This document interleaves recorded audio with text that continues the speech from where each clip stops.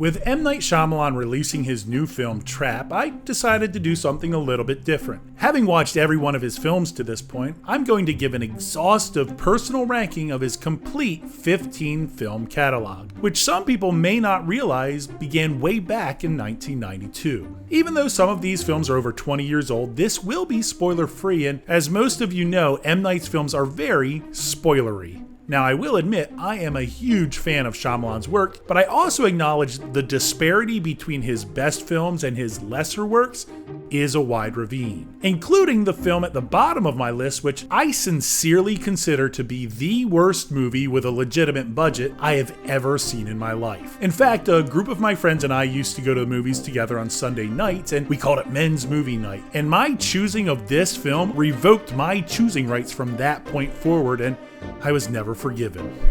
So, with that promising intro, let's get started with number 15, The Last Airbender. Based on the popular animated series called Avatar: The Last Airbender, this 2010 live-action version was probably doomed from the beginning when they couldn't even use its title, because 1 year before, James Cameron's Avatar became the biggest blockbuster of all time. But that marketing obstacle was nothing compared to the poor casting, which muddied the culture of many of the characters beloved by the fans of the original series, a convoluted plot that made no sense, and objectively terrible acting. This, Shyamalan's first really big budget film, earned its 5% approval rating, yikes, on Rotten Tomatoes, and is truly the low point of his career. Next, we have a film that conceptually I think had promise, but execution never matched Shyamalan's ambition. Number 14 is M. Night's first R-rated feature, 2008's The Happening. This film explores a mysterious airborne virus that causes people to kill themselves.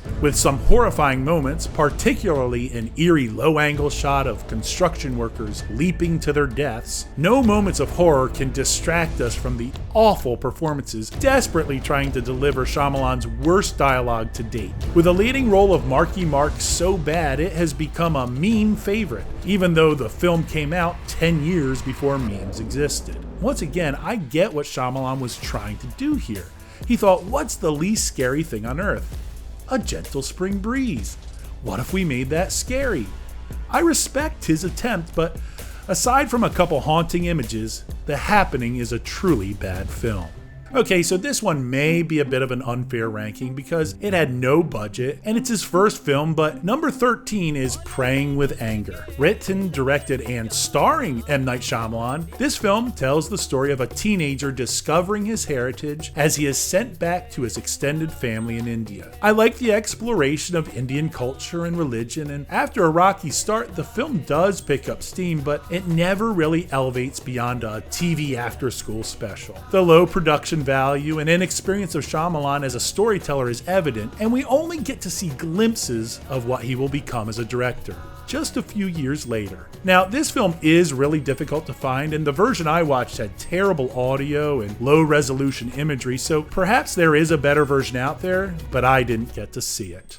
The next film on the list is the one film on M. Night's filmography that I'm actually not 100% certain he even directed. Number 12 is After Earth. Following the disastrous The Happening and The Last Airbender that I've already mentioned, this futuristic sci-fi film follows a father and son after they crash land on Earth thousands of years after humans populated its surface. Now here's the thing with this movie.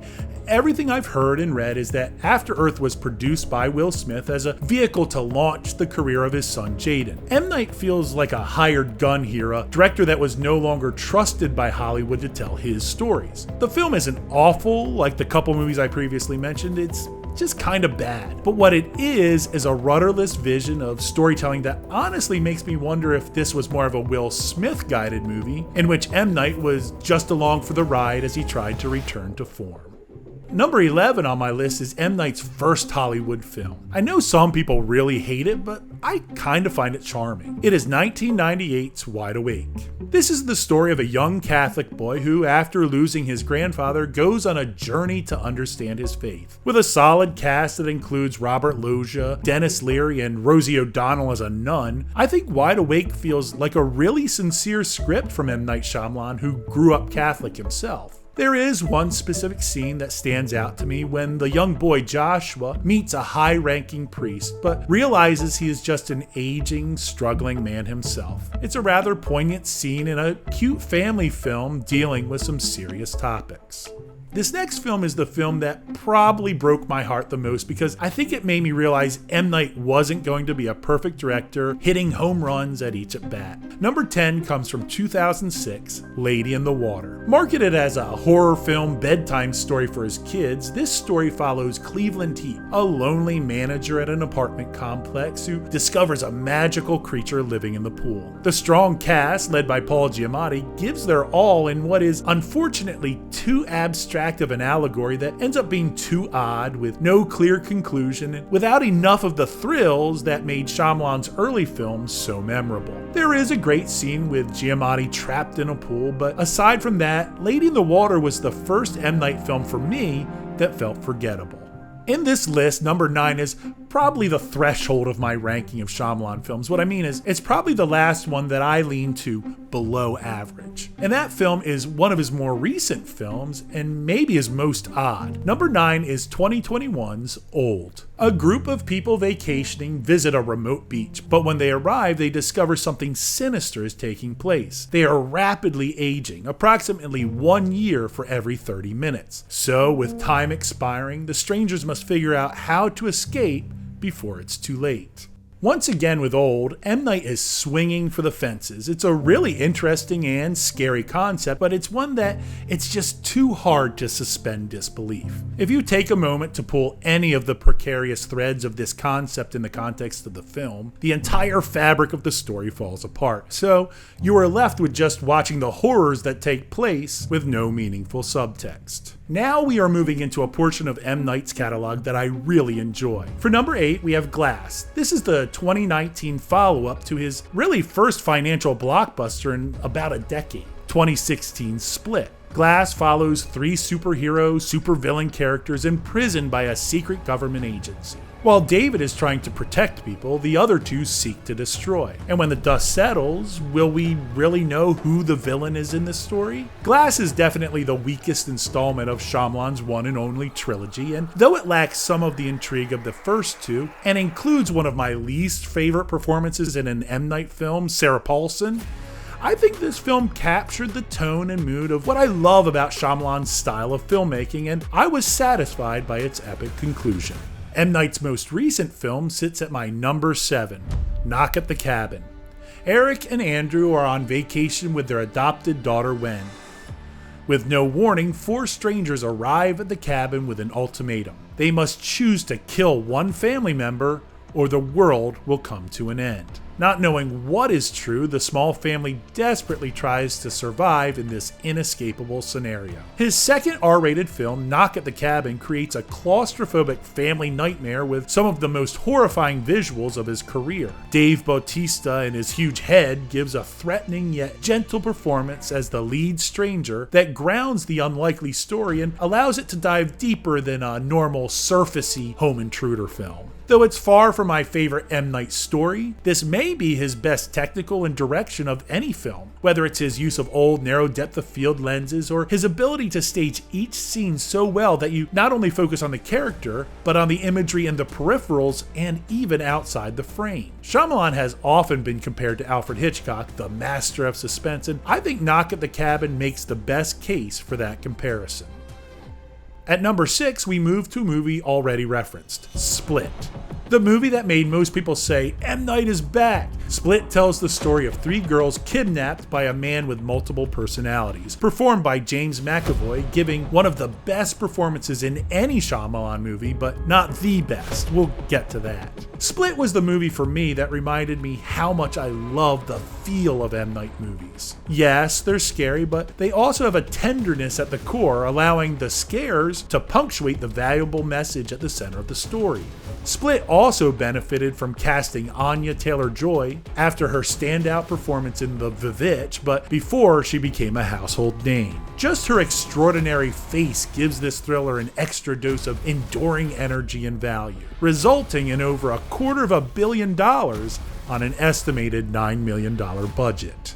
My number 5 I put off for a long time because I was so disappointed in Shyamalan's string of releases in the late 2000s, but when I finally watched it, I loved it. Number 5 is The Visit. A found footage movie, The Visit documents a brother and sister as they videotape their first visit to their grandparents' home in the country. While there, the siblings discover some unsettling things that make them question everything, even their own sense of reality. As you know, Blair Witch is the OG of the found footage films, but M. Night gave his story a nice twist by establishing the young girl's ambition to be a documentary filmmaker and begin her career by telling the story of her family. Even though the lighting seems a little too perfect at times, I felt like the camera placement was very believable. And the crudeness added to the realistic scary moments that unfold in front of our eyes.